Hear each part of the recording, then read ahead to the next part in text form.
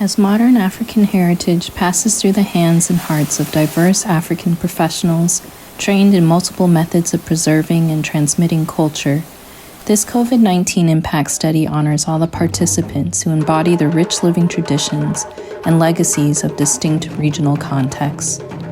Though every sector of cultural heritage has been hard hit by the ongoing pandemic, these consequences are far from geopolitically monolithic.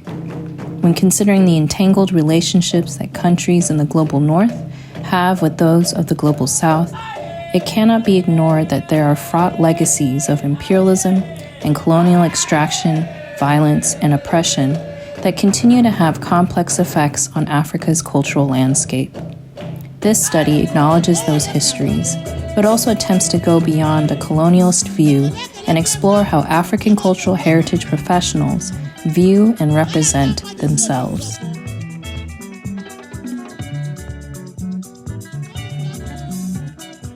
Cultural heritage is something very important to do with the people. I see it like kind of legacy for tangible and intangible collections or art for community. A way of life that has been preserved, or which is something that is like worthy of emulation or needs to be kept for future generations. Like that whole body of knowledge and material things that, come to us from the past were made, used, produced by our recent and remote ancestors. So not just the tangibles, it also involved, ways of doing things, ways of thinking.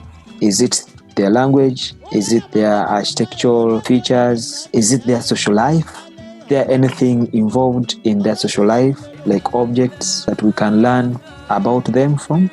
Because it's completing your traditions, completing your habits, it's completing your tangible heritage. It's the handicrafts, it's the music, it's the art, it's the know-how of doing many things. So without it, you cannot even continue conserving your tangible heritage. So it's a mix. You cannot separate it from each other.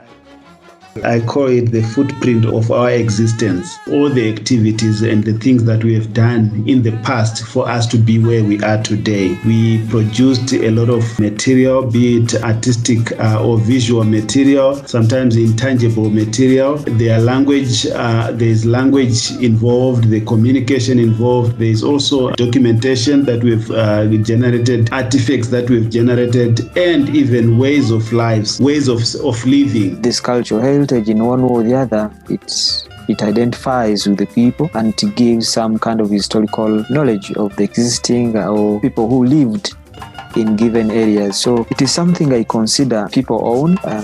It identifies with them, considered it very important. This was the first time that I had to look at something that is old as going back to the 13th century, for instance, that is still in good condition, and there's been no Western influence in its preservation.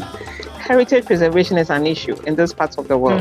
Archives are not prioritized when it comes to sharing when making national budgets and all that. With the impact of COVID, if there's anything, government is putting in money for anything, it's like, COVID relief funds.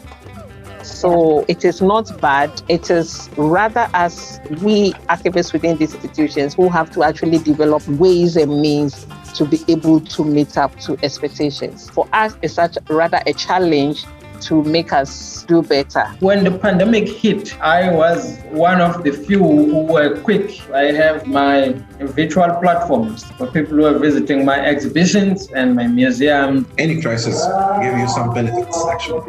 At least it shows you the core value of your team and how we are connected to each other and how we are standing and defending each other and standing behind each other. I'm doing this work not because it's my job. I'm doing this work because it's my objective, because I believe in our cultural heritage.